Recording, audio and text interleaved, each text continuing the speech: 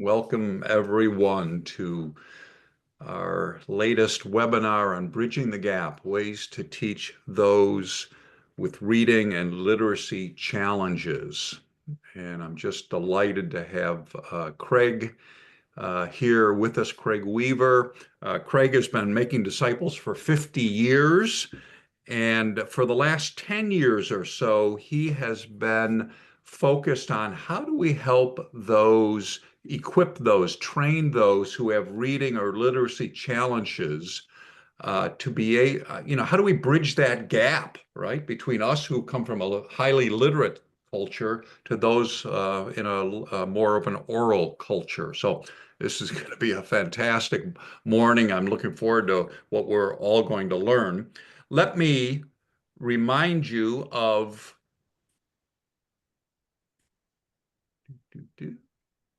what we hope we'll accomplish today. Two things. One is that we will learn the differences between what we call oral preference learners and literate preference learners. What are some of the fundamental differences? And then secondly, what are how should we adjust ourselves? How should we change what we're doing in order to better accommodate those oral preference learners? So hopefully there'll be some practical takeaways for all of us through this webinar. So with that, I'm turning it over to Craig. Take it away, Craig. You are muted, Craig. Thank you for the opportunity. Can you share where you are doing your work now? Kurt talked about just getting back from Nepal. Yeah, we go to Nepal, and we've also been several times to Rwanda. Okay. And literacy challenges are huge especially in Rwanda. Okay. India, online, a lot of online India. And I've been working in Brazil with a group that's working with an unreached people group. There is some illiteracy there, mostly in the older people, but not the younger. I've been talking with somebody asking about doing this type of teaching, the oral teaching, with the Amazon River people. Yeah. Where is it you're talking about? It is it's not in the Amazon, but it's an Indian tribe that is not far from there. I would say it's north in Brazil. Yeah. Okay. And Guatemala is the other current thing.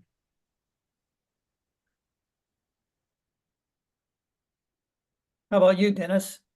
Tanzania at so far. Are they people attracted to books and reading, or more story or oral? Well, the group I started with is African Inland Church evangelists, and they are certainly literate, I believe, and though not a high degree. The groups that we're looking to reach out to are not part of the AIC, and I think that their ability to read, I actually don't know. Jacob in Shinyaga is my contact over there, but I would suspect that they're not real great readers. I don't have a lot of books. Jacob doesn't have a lot of books. Yeah, that's usually an indication that there might be a challenge. Paul, you've talked about doing things with Chinese. Yes, mainly Chinese pastors and leaders, and also Craig Pero and I are working in Sri Lanka. Ah, okay. In China, there's a wide range. Because when I was living there, I was next to a big university, and I worked with masters and PhD students and doctors and people who are professors at the university, and then also people coming from the villages. So a wide range. How would you describe in China with your people? The people I'm working with are pretty literate. Um, some in some groups, very well educated, and one guy has his PhD, I think, or is either working on his PhD. So most of the people I'm working with are pretty literate. Okay. Actually, there are a handful, though, 3 or 4 in one group that are working out in the villages, and they themselves, they're literate, but they're more in that world of the villages where it's not as literate. Okay. And my main contact when I'm in,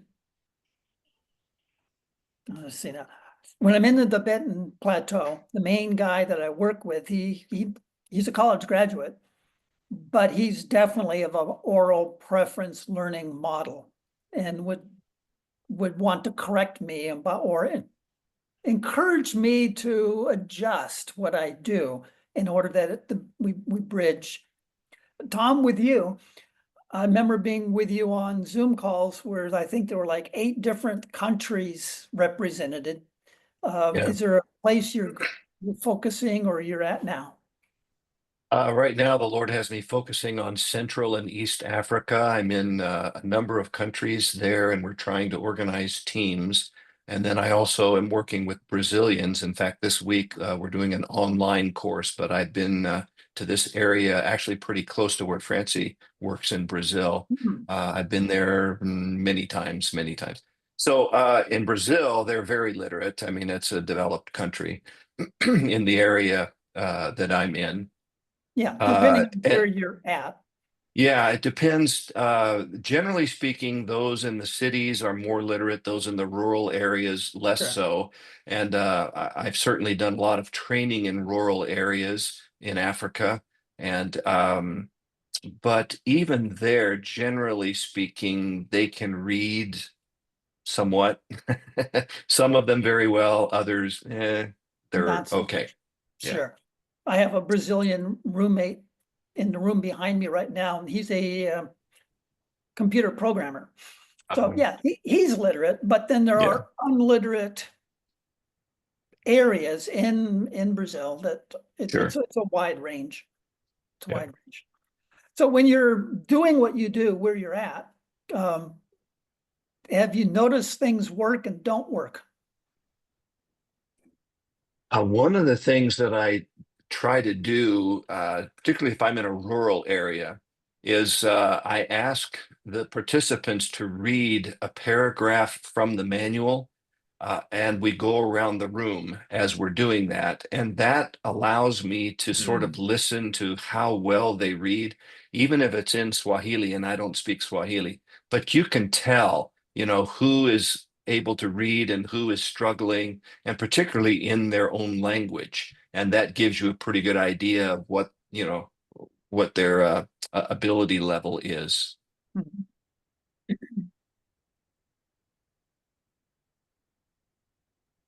Craig, when you asked that question, the thing I thought of is, even with my very literate group, using pictures to illustrate concepts, it works with them too. And that definitely works. Sure.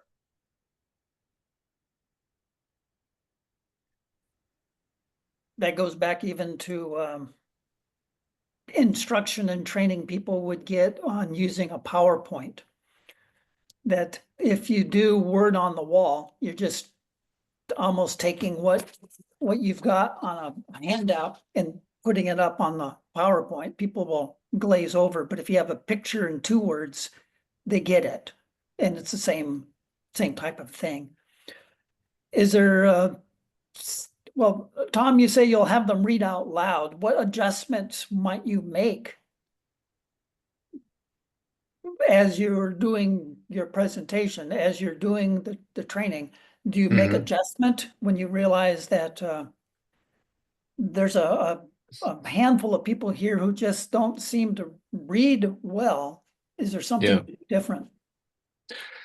Well, one of the things that I encourage people to do is if they're not comfortable reading out loud, they can pass it to the person next to them. They don't have to read out loud. I don't want to embarrass anybody. Mhm. But then again, you discover pretty quickly who are the readers and who are not the readers. And therefore, when you ask people to read, you'll choose the people, who have greater facility. Because again, there's no point in, for instance, it takes a lot more time for someone who reads slowly, and and it and I think it is somewhat embarrassing to the other participants when someone is struggling, and so I don't want that to happen. Yeah.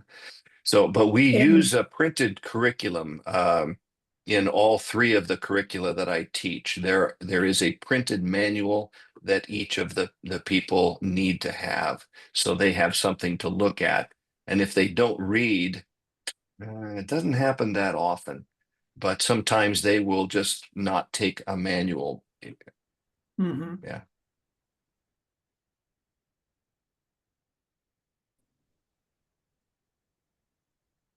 So with an oral,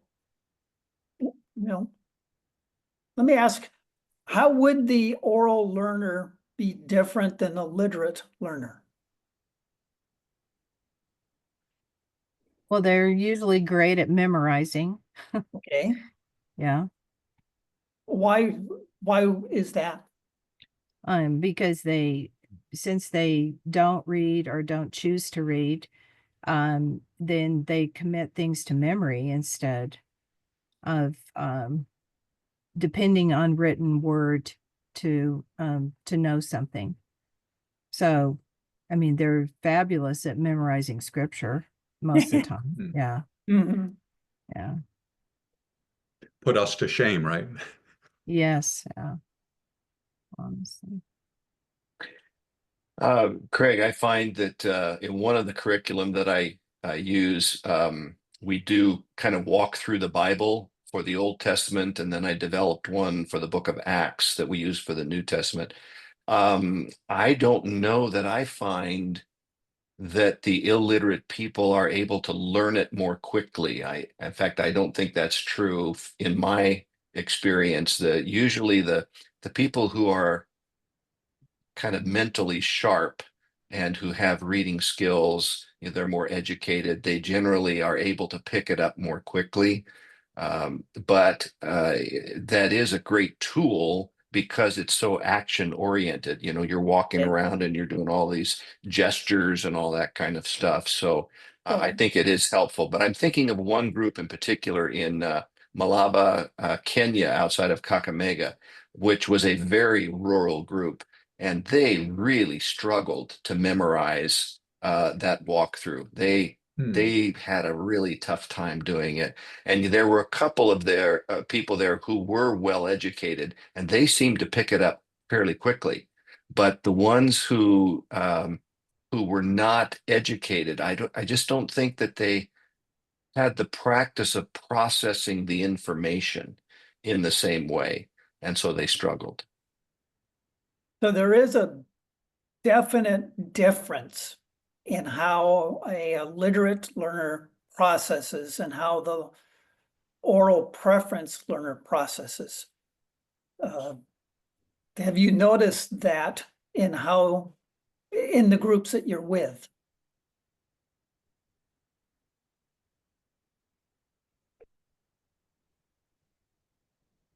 Are you asking me personally or generally The to group, everyone? there's Oh, okay.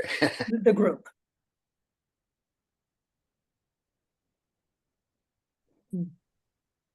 A good question. Dennis, you're muted. So I'm just saying that I'm kind of new at training, and so I'm just trying to learn, but I haven't really had enough experience to really respond to that. Okay, I would say they use more senses, more of their senses involved in learning things. So if they can see it, they can smell it, they can touch it, they can do it, act it, and then that is helpful to learning. Indeed, yes. The Like- thing that my friend, Becca, I was just gonna say, along with what Francie said, I think I can, totally understand that oral learners, might be using more of their senses, but one of the things that, I know I've been learning a lot about is just that even literate people, the more senses that we incorporate in teaching and when we're providing information, the more senses we incorporate in that, the better they will learn. Because when information coming in touches lots of different senses, then better learning occurs just overall. So, and Greg, So I can you're never saying, remember Becca, how that to that's a pronounce it. Greg, I can never remember how to pronounce it. Pedagogy, pedagogy, pedagogy, yes. So there's a whole pedagogy, adult learning, children learning. And as we are trained more in that, we see, yes, use your senses, small groups, interactions, not just lecture. And that's a big bridge to carry over for the oral learning community or culture. In a literate format, it's very linear. We learn our facts, we line them up, and we have our lists. And tools like Word will get an outline and the subpoints really easy, real good for you. And the oral learner tends to be more cyclical. Go around and around, so that there's repetition. And the repetition will drive the literate learner crazy. We've already covered this. You already said that. But the oral learner, because it's not written, they don't have their notes, they repeat it, and it gets repeated sometimes every paragraph, every story, every time they meet. And so trying to present the outline would actually, it just doesn't make sense to them typically. And so you're gonna, Craig, yes. you're reminding me, many years ago, Louise and I visited some missionary friends in Indonesia, and they took us to a Indonesian birthday party. And there was a master of ceremonies, and they had a number of people give testimonies for the person having the birthday. And then the master of ceremonies would repeat almost word for word what was just said. And this went on for an hour or two, and we're thinking, oh, why are they repeating everything? It's pretty clear what's being said. But I wonder if that was a feature That would of be- an oral That would be part oral of it, culture. Yeah. yes. Can you think of any of the differences in how the oral culture, how they enjoy learning versus the literate culture, how they prefer to learn? How would you describe the oral learner, the oral preference learner? Well, they like to learn, they learn through skits and dramas and songs, dancing. Yeah, I'll stop you there for a moment. That often when we say oral, we're talking Bible storytelling and oral learner, we think of only Bible story. And often, depending on the culture and the people group, they're going to include a song, and they're going to include the skit, and they're going to have a dance. And it's a lot of interaction in, I'll stop it at that point, but it's not just story, there's all this other stuff that Francie just said. With the Tibetan people, you've got the big dances. And with the dances, there's song, and then there's usually some type of colorful pattern in their dress, male and female, on the animals that are symbolic, remind them of their story. Greg, I do a lot with music and worship arts training. And one of the things that I've noticed in Africa is the difference in worship style, that the songs are storytelling songs. And so you'll have a lead singer who tells the story, and then the choir will comment on that story. And sometimes, it's not unusual for that story to go 7-10 minutes long, maybe even 20 minutes long if it's a long story. But it's really so much more story-oriented in terms of the form of their music worship. It's really quite a bit different. Very different. Now, I'm not a music guy, and so I typically am not incorporating music in what we do. But depending on where you're at and who you're with, music and developing a story based on the lesson that was just given is part of the oral preference learner pattern. I'm thinking Great. of a parallel, and that is the great cathedrals that were built in Europe in the pre-Reformation days, and the importance of the stained glass. And the stained glass was intended to teach the stories, the key stories of the Bible or of the saints, without words, right? But with pictures. What else would be common in those big buildings?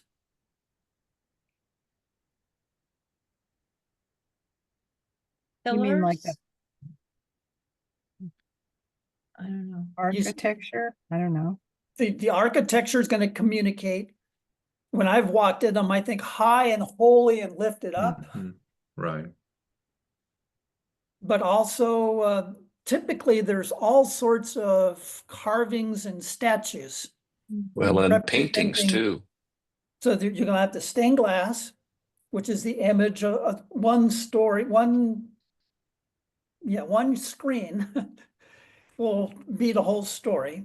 There's a picture or a painting on the wall or on the ceiling that's also communicating the story. The statue of the saints, of the apostles, of the different parts of the Bible. And so they're using non-verbal means to communicate and remind people of the stories. And often you'll see the pulpit in a highly elevated place. And so the spoken word is given great honor and respect by its position within the cathedral. When you think of a person studying with the book, what do you think?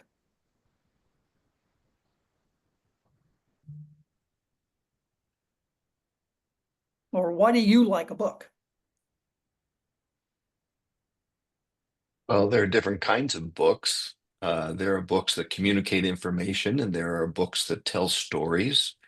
And it's fun to read books that tell stories. I love science fiction space stories because they're just the imagination just runs wild. The author has unlimited, material to work with. And yet then there are also books that communicate specific information that you have to memorize, or you have to at least know where that information is kept. And with the book, you don't have to remember the same way that if you don't have the book.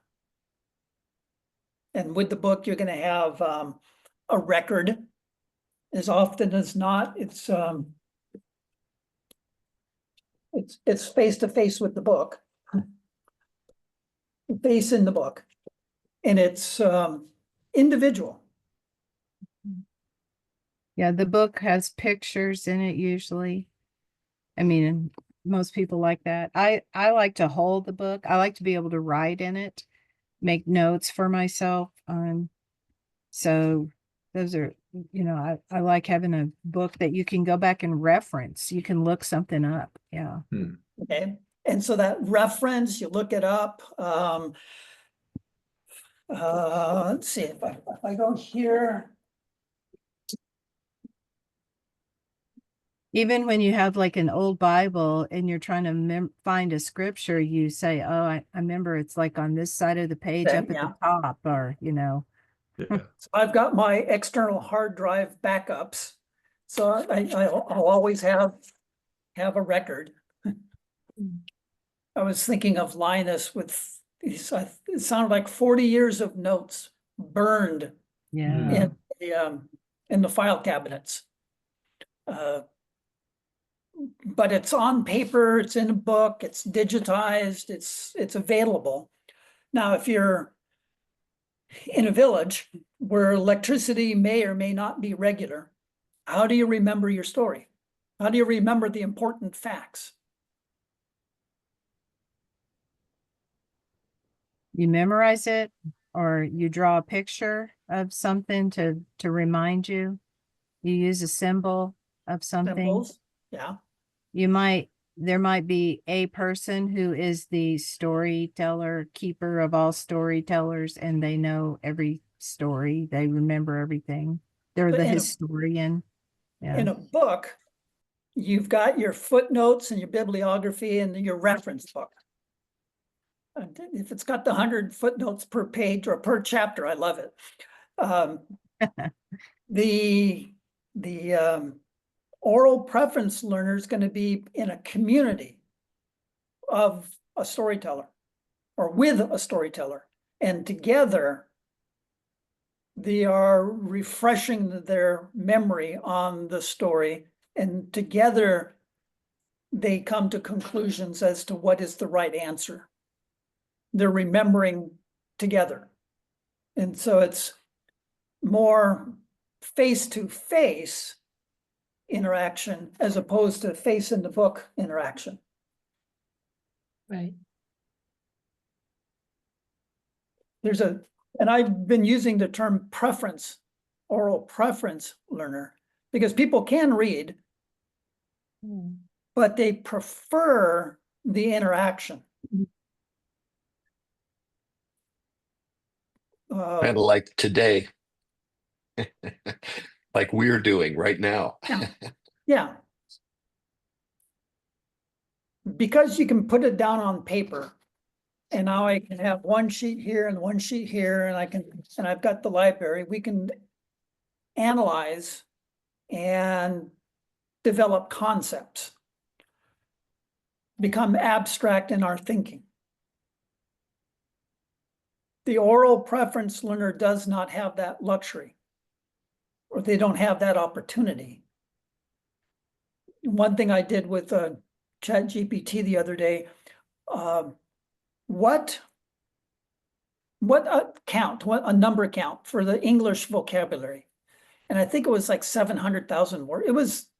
Maybe it was only 170,000. It was just huge. Okay, and what would be the number count for vocabulary in Bangladesh? And it was about 1/10 of the size Wow. of the English library. And I think you'll find with the oral preference communities that they're going to have about 1/10 of the vocabulary that we have, because they're by default limited on what they remember, and they're choosing to remember a certain way, a certain format. And that you need to be aware of that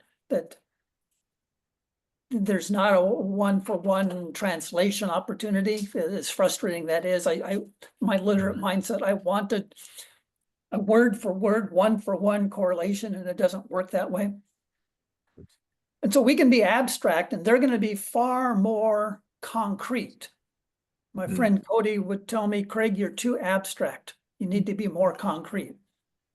And after a few years, I began to understand what he was saying. And I remember talking with Subro, my friend in Bangladesh, The last time we were together, we spent about an hour trying to answer one question that I thought should take 5 minutes.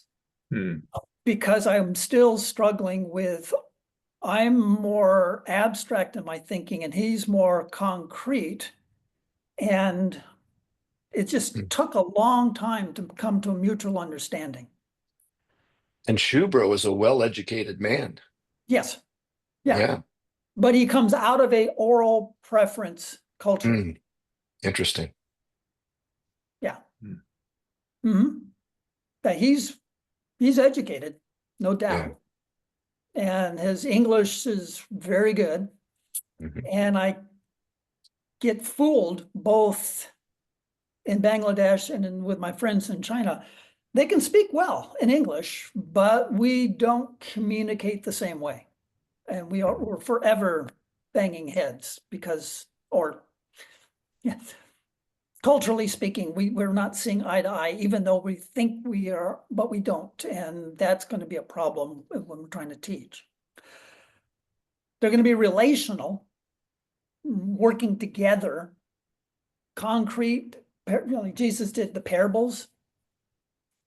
Be interactive. I wish I could. Hopefully, with I'm having a blank right now. The Linus's son-in-law who will be doing the questions. Oh, Phil Graff. Phil. Questions are paramount. Asking good questions. Oh, I would love to join that. Open-ended questions that allow for conversation, discussion, and then being prepared to continue the asking open-ended questions to have them be able to figure out answers and where to go with their questions, with their discussion.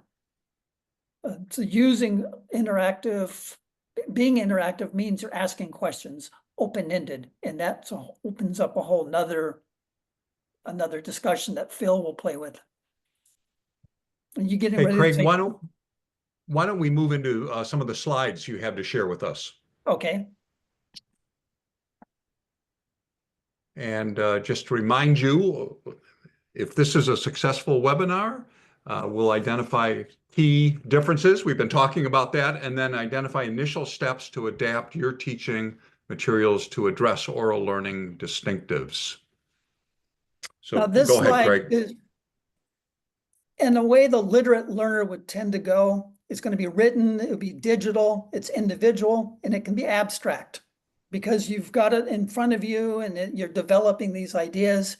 You really like outlines, it's structured, you have lists, and in your mind, it's logical, analytical.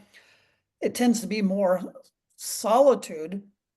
When we talk about a literate preference learner, they're in their library, they're doing stuff alone with their research. And oftentimes the debate takes place through essays. And sometimes there are books like with the 4 views of hell or whatever. I found this a while back. It's the person you'll be in 5 years is based on the books you read and the people you surround yourself with today. And it reflects the idea of the value that we put on the library. I remember a speaker I really appreciated would talk about every successful man he's met has had at least 200 books in his library. And so we get this thinking of we need to have the library. The next slide. So when you think of a library, what do you think? What comes to your mind? Lots of books. Books, And reference material, books Okay. you can take with you, but some reference material that you can't take with you, but you can find there. quiet. Quiet. Right. I was in a Powell's bookstore in Portland, Oregon last month. And even in the bookstore, as we were walking through, we were shh to each other. We just felt this sense that we needed to be quiet. Now, I know that's not always the case, and different libraries have different rules, but there's this idea that books, that's reference, it's quiet, it's personal study, you leave it there and you go back to it later. The next slide. Oral preference learners, as I say, are more cyclical. And even this bothers the literate learner. Okay, can you hit the next key? Yep. And it starts with the spoken word.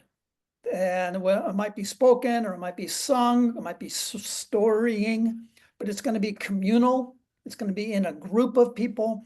There might be some song, some singing, some actions, but it's concrete. The parables, there's an object lesson. There's going to be some flexibility. The story itself will have patterns with repetition. There's going to be this formula, like if you know Genesis 1, there's this repetition of and, evening and night. And it's going to be very relational. I said face to face, and it's focusing on characters. It's participatory. People are going back and forth in groups. And I think of the campfire as that, as in a picture of that. Okay, next. So this was a picture of a campfire when I did some a surf camp here at our community a couple of years ago. And we did stories on what a friend we have in Jesus, did 4 different stories on that theme. And this would be the campfire where we're sharing what we've learned the last night of the week-long camp. And then the next one. And so in the lower left corner is Subro translating, leading the discussion with about 30 pastors in a circle. And this would be a common arrangement, sometimes in the building, sometimes not. Okay, next. Invariably, when we start, it's lined up. We're staring at the back of somebody's head. And then within minutes or after the introductions, we rearrange. We get them in a circle and go from there. And next. So even if it's in a village church, they instinctively and this would be in a community or a rural church community, they're going to sit in rows. And so very quickly after the introductions, and they also would want us to stand behind the table at the podium. And we quickly changed that around. Next slide. And so we will get into small groups. And sometimes we have projects, sometimes we have interaction of, okay, now this is what you're going to do next. And they're in small groups. And in this case, part of their project was folding a piece of paper into thirds and drawing the introduction, the challenge, the conclusion to the story. So they would have like a stick figure drawing of the story that we were learning. And so it's on 3 panels. And that's one way they prepared then to tell the story. And later on, like the woman standing, she's one of those who have now prepared to tell the story. But being flexible, that they want you to be arranged one way at the beginning, and you're going to take charge and rearrange it. That's the way we've done it. And next.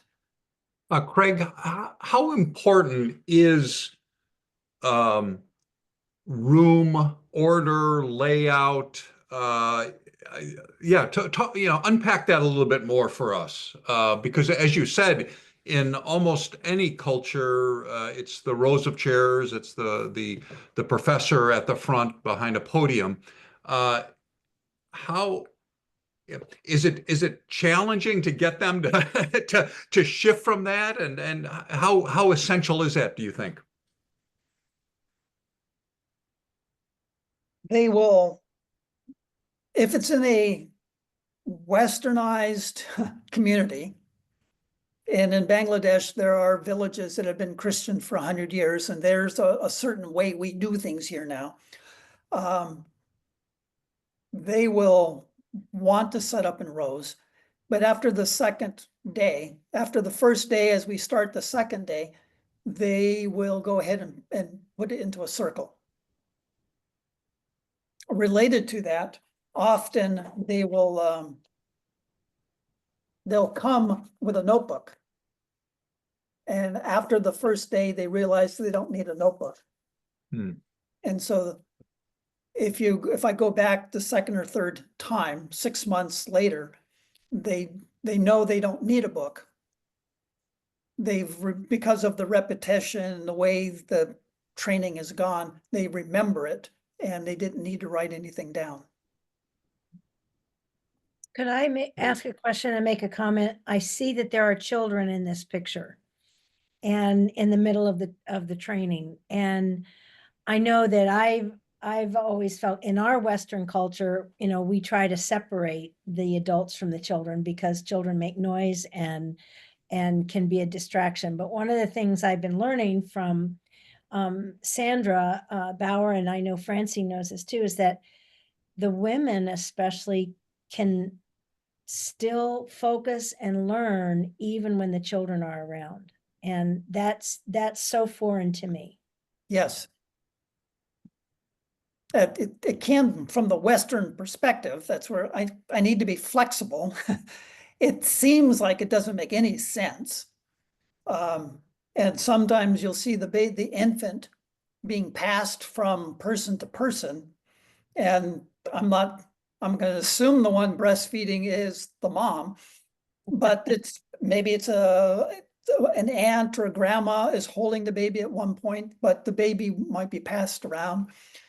It's comical at times to have one of the women take the wet underpants off and mop the floor as the floor gets wet. And it's just, but the babies, whether they're infants or 5 or 6 year old, are part of the group in a village setting.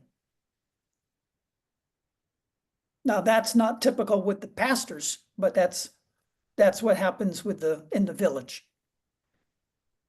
I'll do both, just teach with oral Bible storytelling with the villages, but then we'll also train how to do it. And usually the training how to do it would be more with the pastors. So in this picture, is there something that you see that would be an example of the oral preference learner? Or excuse me, a literate preference learner? Raising their hand, somebody raising their hand, using a whiteboard, The whiteboard, the raised hands, sitting at the desks, they've got desks. all facing the same direction. Yep. I only see one book, but oftentimes there's going to be books and notepads and stuff like that. But the whiteboard with stuff written on it, his hands on the board, making you think that the stuff on the board's important. Next picture.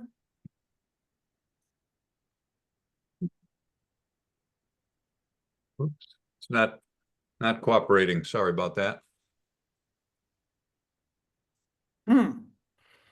Okay. Why don't you just describe it? Oh, there we go. Similar picture, similar setting. What do you see here as example of the oral preference learner? Looks like there's dialogue happening. Yes. Dialogue. I don't see much on their desks. There is a book in the very front, but the rest of the desks look fairly empty. And that book on the desk is a hymnal type book. It's a songbook. It looks like there's a lot of kind of laughter and smiling going on. And so that's a emotional, part of the interaction. Mhm. But that's actually good for both literate and oral Yes. learner. Helps with learning. So speaking to what Craig was asking earlier, ideally, we are able to get into a big circle. This place we had met a number of times. It's set up like a traditional old-fashioned classroom, schoolroom, where You see the desktop with the guys got their elbows on it. And then welded to the metal frame is a seat. And you can fit 2 or 3 people per unit. And they're packed in there. And there's no way at all to move those things around. So when we tried to do small groups, what we did, okay, you two on these 2 rows, one of you turn around and the other face the other. And so we had to be flexible, but even in this setting, we did it.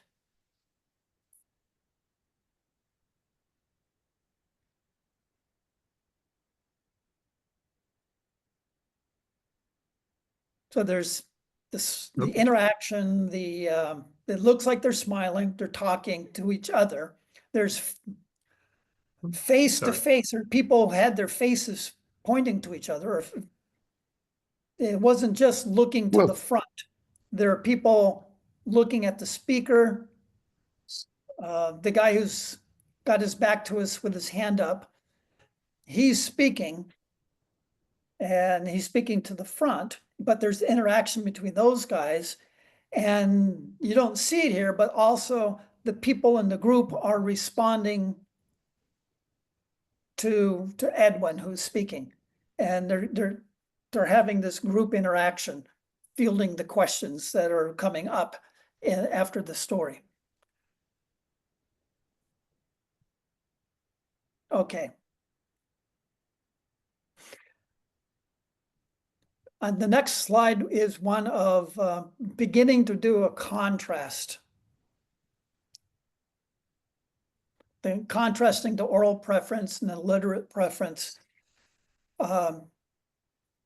We tend to be more detached in time, but the oral people are focused in the present. Even in the New Testament, the Gospels, a lot of them are written in present tense that the translators put into the past tense because we're smart enough to know it happened 2,000 years ago.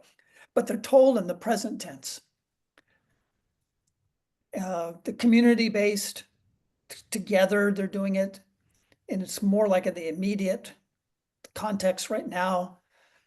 The books that, like the library, we see they're stored, they're back there, we know where to go for them.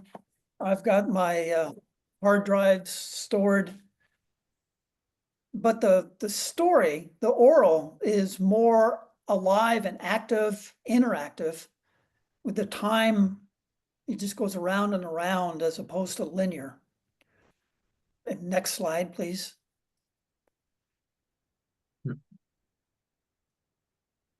Oops, sorry.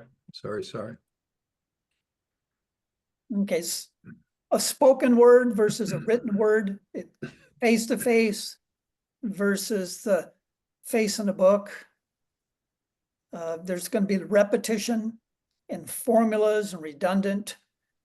It seems redundant. Thinking again of Genesis chapter 3, where there are phrases that get repeated. I was working with somebody the other day who was trying to write out that story, and all of the repeated stuff that's in the Hebrew was left out. Like it was thought that it wasn't necessary. But in the oral learner context, that repetition helps with the flow and the being able to remember everything. Craig, what do you mean by formulas?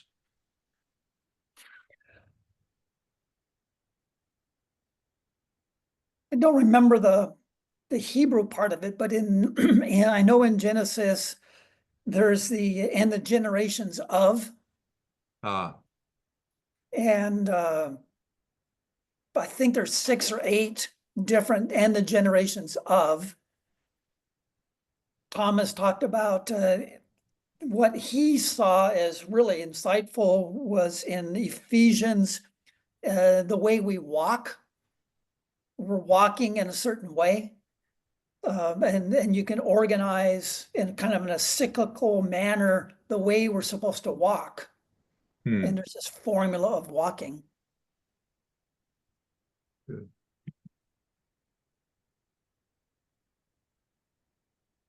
So somehow it's going to be oral, but we've also talked about it could be visual.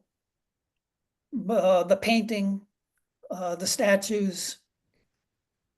It can be acted out, drama, a play, a puppet show.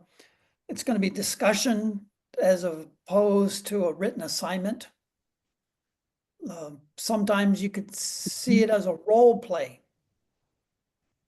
I've done that often, and that is very interesting for the people. Where after you've told the story, you've presented your lesson or the main ideas, and the people know the characters and what's going on. You assign people different roles, and you have questions prepared, and you now interview, and they have a role play, and pretty soon they're answering questions. People in the audience or in the group are participating, asking questions, and it takes on a whole life of itself. Oral tests instead of a written test, dialogue circles as opposed to independent study. And Craig, you were talking about not long ago, you were in a library where that's what you saw, dialogue circles. Yeah, right. And so people are understanding that there's value to do that, but in the traditional literate preference culture, it's independent study. But dialogue circles are a big part of it. And doing something with the visual, audio media, the audio books, the audio Bible, the visual. We got the scrolls or the reels, but you can find things like the Bible Project in short videos as opposed to an ebook. Great. Is there one more? Or is that the last No, one? that's it. Okay. That's it. So what questions do you have for Craig as we begin to wrap things up here?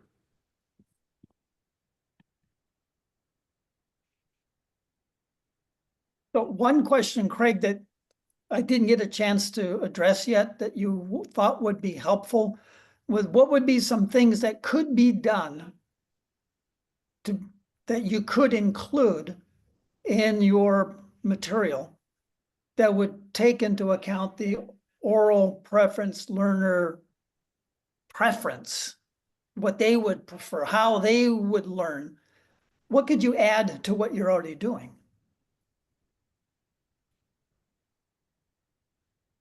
Well, working in groups. Yeah. As I was Small group. brainstorming with myself, I came up with a couple dozen. So in groups, be sure to include some type of group activity.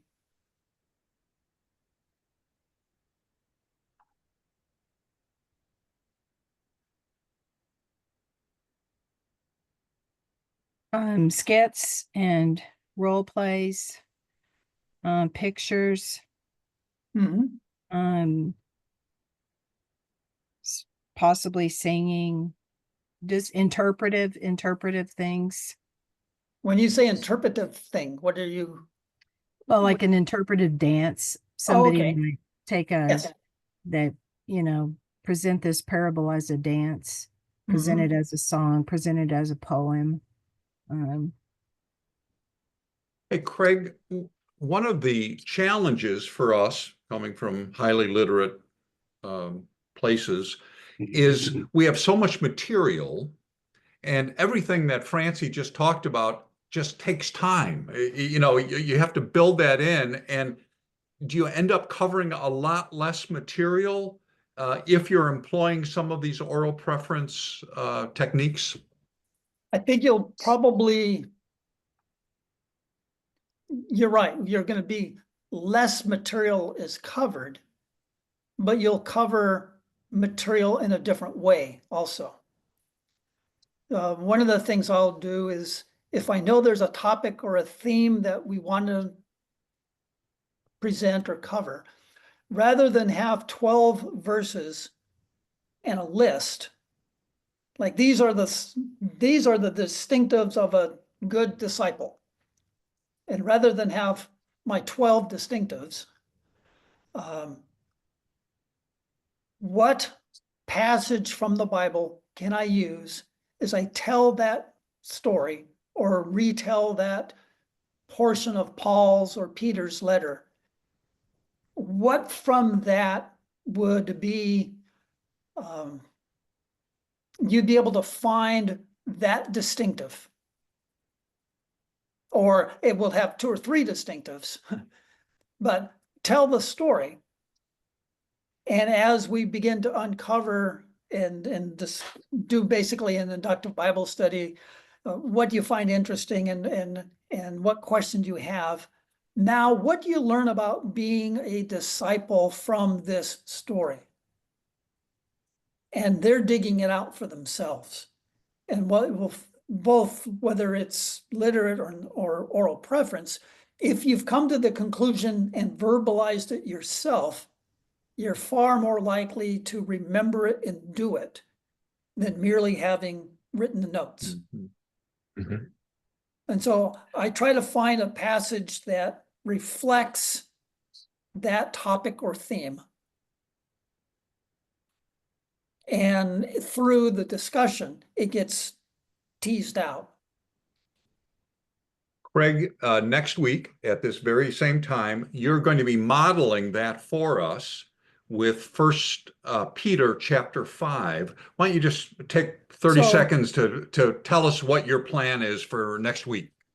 So in talking about what would be the role of a pastor, I have used First Peter 5, 1 through 5 as one of the texts. We tell it. Now Peter is saying, I'm a fellow elder and I've got these qualifications, but shepherd the flock of God among you. And he spells it out. And then he's got some interesting qualities a pastor should have. The main thing being a humble servant. And so that comes out. So we don't have to lecture people to be humble, but it comes out. And from an earlier story, we realize even more when he says to clothe yourself as a servant. He's remembering something that happened 30 years earlier. And so we will talk about, or I'll demonstrate. We'll do this passage in Peter and we'll talk about it, and then we'll talk about what we did. Great. All right, I'm going to share my screen once again and begin to land this plane. So this was our goal, was to identify key differences between oral and preference learners and literate preference learners, and then identify initial steps to adapt your teaching materials approach to address oral learning distinctives. So what are some of your takeaways from today? What changes might you begin to make in your teaching and training? Anyone? I'll jump in. So I'm teaching a class on the Holy Spirit at a seminary in Augusta, Georgia, and one of the classes is tonight. And I guess you would say they're literary learners, but I can see how a lot of this, I use groups working on projects, discussion questions, debate dialogue. And because of what you shared, Craig, I think I'm going to, in the hours I've got to prepare, I'm going to try to incorporate more of that, because I think this is helpful for not just for oral learners, but for all learners, and to some degree at least. Mm-hmm. Thank you, Dennis. Someone else? Well, just the more variety you can include, the better. So always being on the, trying to adapt your material to have a variety of things, skits and lots of activities. Yeah.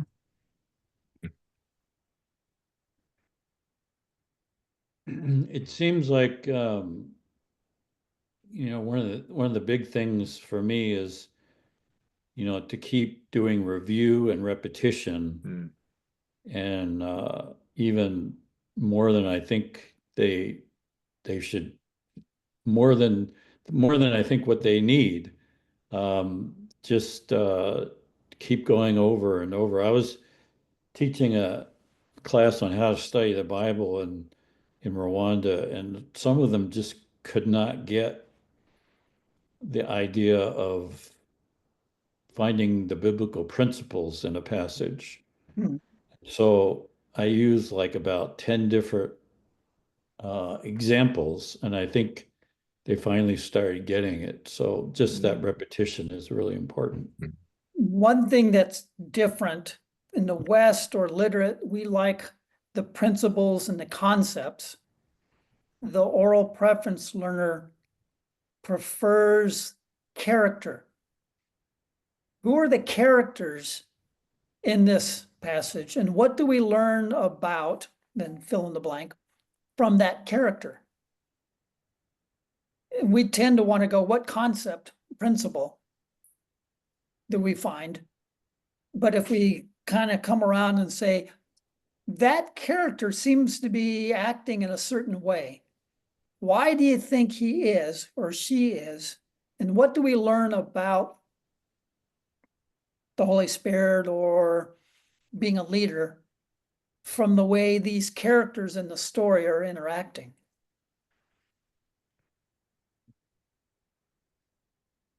I think one of my takeaways from this is, as I mentioned, I lead 3 different curricula. 2 of them I wrote, and I have a lot of PowerPoint stuff that goes along with them. But the 3rd curriculum is not a curriculum that I wrote, and there is no PowerPoint program that goes with them. And why not? um, Maybe that's a challenge for myself, but also for the organization that oversees this curriculum. Why not include other artistic expressions in the process of the learning? And I mean, that's a huge project because it's a 6-course curriculum. Mhm. And yeah, that's an interesting thing. I have to think about that a lot. That's a very big project. Mhm. Good. And part of the being flexible, I'll go to villages where the electricity isn't there. Yeah. Or in Bangladesh, often during the day, the electricity goes out. And so if Right. you're dependent upon PowerPoint and a projector and lights, hmm it goes hmm out, then Yeah. then what do you do? Right. And so the oral preference learner has no problem because the story and the discussion and the song and the dance and all of that hmm continues. hmm Right. One of my takeaways is less is more. Less is more. Rather than trying to cram all the fantastic information that I've studied and prepared, how do I lessen the amount and deepen the embrace and the understanding of what I'm presenting? And Craig, one of the Here, things that we've figured out or seen the last few times I've been to Bangladesh, where we do the Genesis 1 and Genesis 3 and John 1 stories as part of a foundation for a series, that people get so into it. The people even in the church, they think, oh, we know this story. But we will actually spend 4 hours discussing Genesis chapter 1 and then another couple hours on Genesis 2, 3, and then a couple hours on John 1 in one day. And they would just, and they want more. And so we've figured out 90 minutes isn't enough. We have to allow them the time to explore and come up with answers on their own from their questions. great. Here's one more question I'd encourage all of us. What questions might you ask your global partners to better navigate orality challenges in their context? We have an outsider's perspective, which has value, of course, but they have the insider understanding. And so I'd encourage all of us as we're meeting with our global partners to say, hey, I come from a highly literate culture. what adjustments do you think, would you recommend that I make as I continue to work in with your group or in this country? All right. Here's some more resources. So week from today, session 2 is going to be great. 1 Peter chapter 5. That'll be more of an demonstration of how we've learned a lot today, differences and so on, techniques. And then Craig will be demonstrating that for us with a particular passage from 1 Peter 5. So it's going to be very helpful, I think. I mentioned all those webinars we've got, in-person events. Please register for those. It's helpful to me if I kind of know who's coming, who's not. It's simple, gtn.org/elevate. And then finally, I've got other resources at my website. And this recording will be on there hopefully within the next week or 2. So thank you all for joining us. Craig, thank you. Beautiful. Really appreciate everything you brought. Yes, we applaud you. And yeah, look forward to seeing everyone next week. Lord bless. Okay, thank you. Thank you so much.